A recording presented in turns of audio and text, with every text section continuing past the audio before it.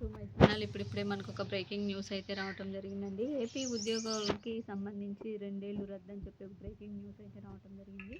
ఆ వివరాలన్నీ కూడా పూర్తిగా ఈ వీడియోలో అయితే తెలుసుకుందాం. మీరైతే వీడియోని ఎక్కడ కూడా స్కిప్ చేయకుండా ఎండ్ వరకు అయితే చూసేయండి. వీడియో నచ్చినట్లయితే తప్పకుండా లైక్ చేయండి, షేర్ చేయండి.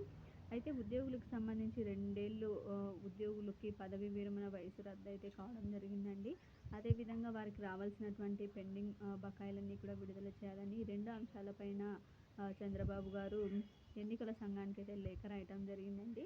ప్రభుత్వం ఆర్బీఐ నుంచి ఓవర్ డ్రాఫ్ట్లో నిధులు అయితే తీసుకుంది, కానీ ఎక్కడా కూడా ఉద్యోగులకు సంబంధించి చెల్లించలేదని, అదేవిధంగా సంక్షేమ పథకాలు కూడా చెల్లించలేదని, అదేవిధంగా వారికి రావాల్సినటువంటి పెండింగ్ మెడికల్ బిల్లులు కానీ, అదేవిధంగా వారికి రావాల్సినటువంటి పీఎఫ్ కానీ ఇవన్నీ కూడా ఏవి రాలేదని చెప్పి లేఖలో స్పష్టం చేయడం జరిగింది.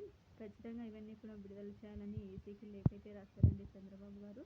ముఖ్యంగా ఈ విషయాలన్నీ కూడా పరిశీలించి విడుదల చేయాల్సిందిగా అయితే కోరడం జరిగింది. ఇది ఇప్పటి వరకు ఉన్నటువంటి లేటెస్ట్ అప్డేట్. మీకు ఈ వీడియో నచ్చినట్లయితే తప్పకుండా లైక్ చేయండి, షేర్ చేయండి. Thank you for watching.